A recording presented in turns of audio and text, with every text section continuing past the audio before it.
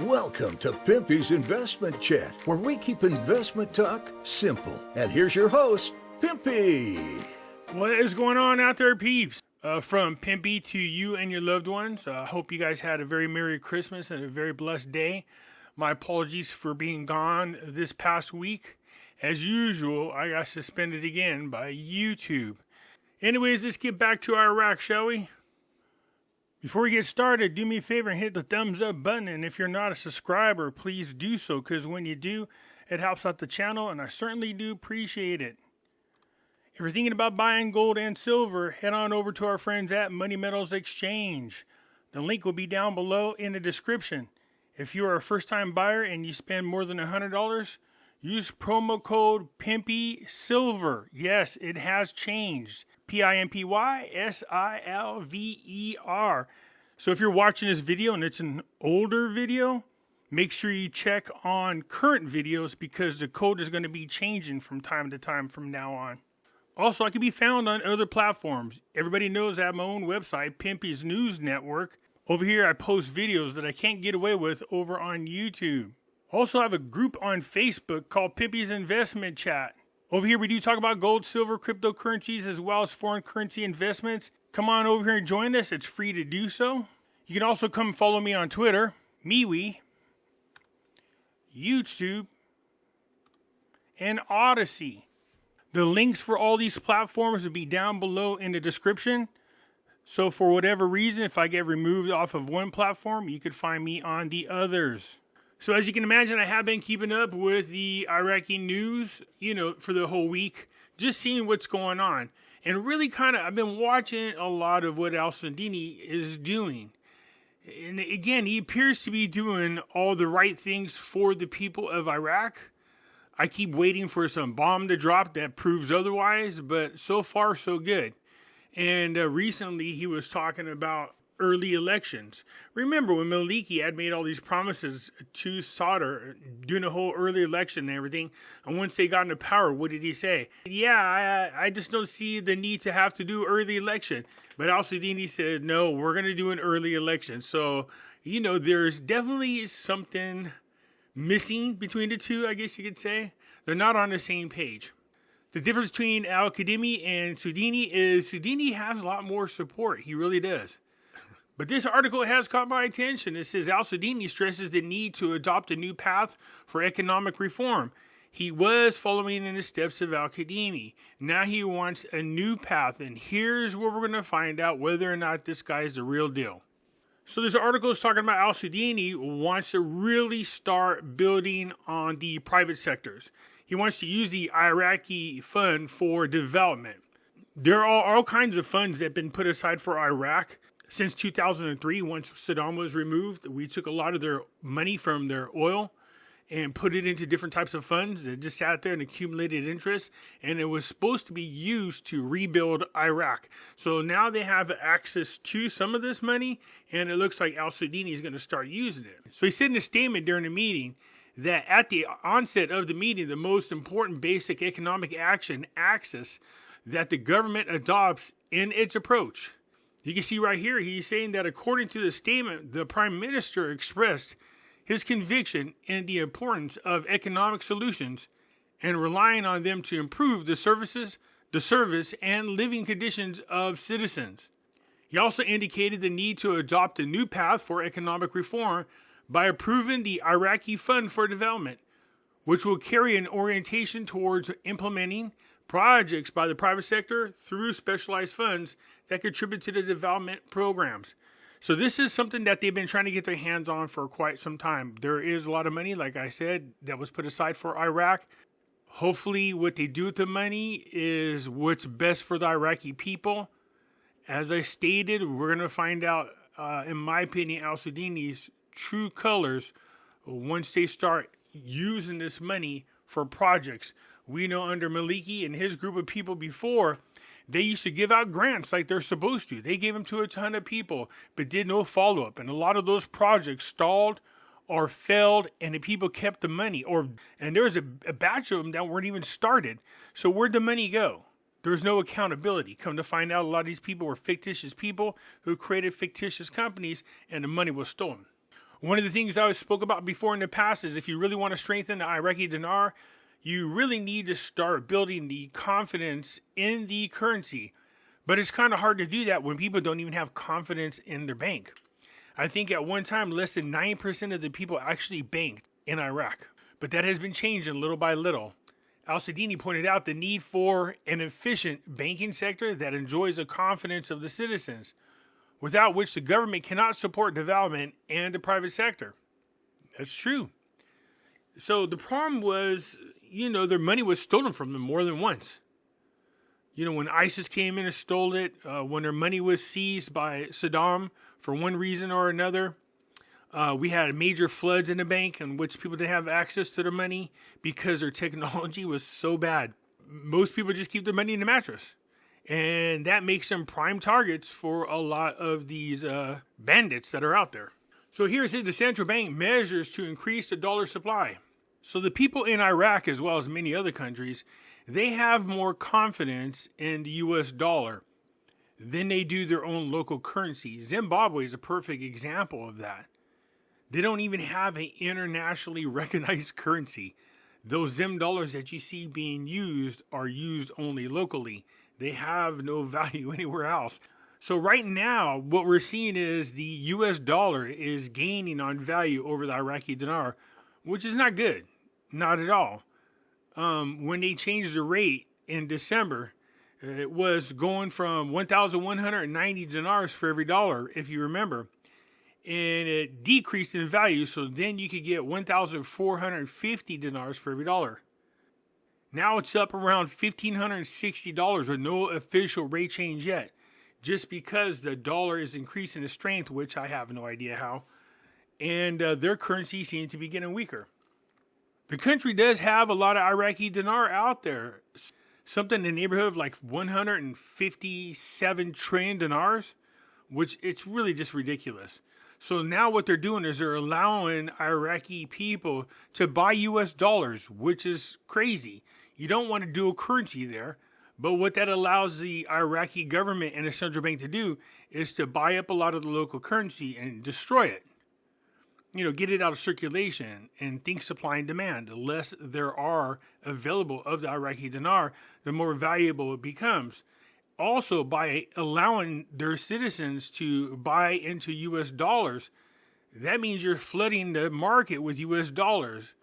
And the more you get of something, the less valuable it becomes. They're saying that the money could be used for traveling, could be used for purchasing, all kinds of things, medicine, study, tourism, and others. So they are selling US dollars for Iraqi dinars, the banks are. That's what we're seeing happen. So it looks like Al-Sudani is finding out just how hard it is to deal with corruption. It's the same issue that Al-Qademi had. Al-Sudani, we have battles ahead of us that are no less important than our battle against takfir, which is the war against corruption. So during Christmas, Al-Sudani went out of his way to go to a lot of the Catholic and Christian churches to meet with the people, to hear what they had to say, which is awesome. You know what I mean? If you're doing it just for photo ops, it's not good. But this guy was out there being sincere. I heard a lot of people talking about this, friends of mine that are Iraqi. They were saying that Al-Sudani is making one hell of an impression on the people. And I get it, because I don't live there. And just from what I'm able to read, and again, you got to understand that the media has some slants from here to there. But, he seems to be a pretty good guy. So Al-Sudani, one of the places that he did go visit was Our Lady of Deliverance Church in the capital.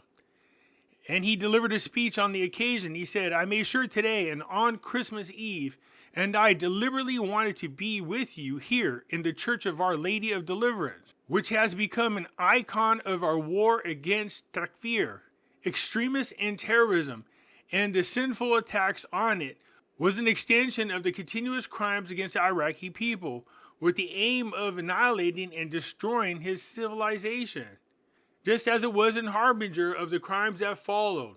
Here's the thing that gets me. Iran wants Iraq to be like them, which is an Islamic state. And we know that Maliki wanted the same thing. As a matter of fact, a lot of generals that were in charge of the military during the time that ISIS attacked them complained that Maliki told them to stand down and allow ISIS to come in. And ISIS wanted to turn Iraq into, of course, an Islamic state. Now, the enemy of my enemy is my friend. Iran was going along with it, even though they were sending troops over to help fight ISIS. But my guess is they were hoping that ISIS can grab a big enough control of the country, start to establish a caliphate, and then they would take over in their own way. So the article goes on, and al-Sudani gave some pretty heartfelt words in a speech that he gave, saying that there are people within the country who are trying their best to divide the nation. And we can relate to that because we have a Democratic Party as well. And so, he's just saying don't let those people win. And to be united, no matter what religion you are, no matter what sector you are, no matter what tribe you're from, Iraqi people should be unifying. So a very heartfelt, message and appearance by al-Sudani to the Catholic and Christian Church. I like all these articles where the leaders are talking about unity, but as long as they're not like the Democrats here who are constantly preaching about unity but causing division, we don't need that. You want a unified people. And I'm starting to feel pretty proud at the fact that many Americans don't trust either political party. They really don't. They're two sides of the same evil coin. But how do we rid the corruption that we have in our own country? It's pretty advanced, and the corruption is really deep because it's not just in politics. It's in media, it's in banking, it's in our intelligence agencies, and they're all part of the same crime family. So how do we go about getting rid of all this corruption? But you got to like it. It said the President of the Republic expressed a desire to unite the efforts of all Iraqis for the sake of a prosperous Iraq. So those are some real inspirational words from the President, as well as the actions and words from al-Sudani. So the Iraqi MP said Washington requested a secret understanding with al-Sudani and obstruction of Iran's payment of Iraq's dues. The Iraqi deputy revealed in a secret message sent by Washington to the Iraqi Prime Minister. And what he wanted to know was the understandings of his government that complemented what was agreed upon during the time of former Prime Minister al-Kadhimi. So the United States is asking al-Sudani to come to the United States and speak. And that's because right now he's feeling a lot of pressure to do what he needs to do to cut Iran loose altogether, cut their influence, and keep them out of Iraq's business as much as possible. It goes on to state right here as well that the Iraq MP revealed pressures exerted by the U.S. administration to prevent three private banks, from participating in the currency auction, attributing to the high price of the dollar in Iraq to U.S. pressures. So Washington wanted to exclude 4 banks, as you can see the name of them up there, from the currency auction, which reduced central bank sales to a third, which led to the rise in the dollar in the parallel market, indicating that those measures pressured the U.S. Treasury Department on Iraq in order to block the purchase of gas and energy from Iran by preventing Iraq from paying Iranian dues in U.S. dollars and adopting the Iraqi local currency for payment. The value of an accumulated amount for Iran's amounted to $10 billion, and the United States prevented Baghdad from transferring that amount. So I remember at one time, Iran wanted to adopt the Iraq currency because it didn't have the same types of restrictions that Iran had. That obviously has fallen flat. The Iranian rial is dropping big time in value. I got 10 million of those dollars, so hopefully they can get their crap together, and we'll see an increase in value. Said the differences between the Iraqi Prime Minister and the forces of the coordinated framework began to escalate due to al-Sudani's rejection of the dictates of the framework, which are, as a result, Iranian dictates. Al-Sudani is not on the same page, after all, with the coordinated framework. So this guy could be the real deal. Iran is pressing to increase its trade exchanges with Iraq to reach $50 billion annually. With continued supply Iraq with gas for the production of electric power. So they continue to build big electric generators, but somebody keeps blowing them up. You want to guess who that is? Because the more Iran can get Iraq dependent on them, the better it is for Iran altogether. if Iraq can find a way to cut itself completely from, or mostly from, because it's not going to be completely, from Iran, then you're going to see Iran collapse to the economic pressures put on by the United States. So you can see right here, it says Iran is putting pressure on Iraq's head of government by cutting off the electricity supply that comes from the Iran cities in the south of Iraq during the summer sessions. This has got to be the worst time, man. Where's some AC when you need it? So I know there was a lot of talk about this extraordinary session to host the governor of the central bank. So there is a lot of people that's within the government petitioning to have a meeting with the governor of the central bank. And yes, I'm sure one of the things they're going to talk about is the exchange rate. So they need to do what they can to stabilize the exchange rate. You can see right here, it says he added that one of the reasons for the rise in the dollar exchange rate in the markets is that the United States Federal Bank bans banks belonging to the parties that were smuggling the currency, usually one of the most prominent reasons for the rise in exchange rate in a local market. Al-Sudani pointed out the rejections of remittances to fake companies and that their exaggerated price at the window of selling the currency between the price of inflation in the windows. Selling the currency is aimed at removing the dollar from the country. So you can see in this article, this is almost the opposite of the other one. So the banks are opening up the sale of the US dollars to the people. And they want to flood the market with the US dollars, which is an interesting tactic, but think supply and demand. They want to buy their own currency, and I'm guessing that they want to destroy it. They want to remove as much of it out of circulation as much as possible. Now, again, this is just my opinion. Nowhere does it say that. But if you're trying to deal with stronger dollar against your currency, then you need to flood the market with the US dollar and reduce the amount of your currency in circulation. Think supply and demand. You can see right here, it says Al-Sudani pointed out the rejection of remittance to fake companies, and there are exaggerated prices in the window of selling the currency between the price of inflation and the windows of selling the currency is aimed at removing the dollars from the country. The bad people that own the banks are trying to remove the dollars and flood the country with more dinars. The other banks are trying to flood the countries with US dollars and get rid of the dinars. That's how you balance out the exchange rate. As you can see right here, the recent close of the exchange shows that for $1 you can get 1,543 dinars.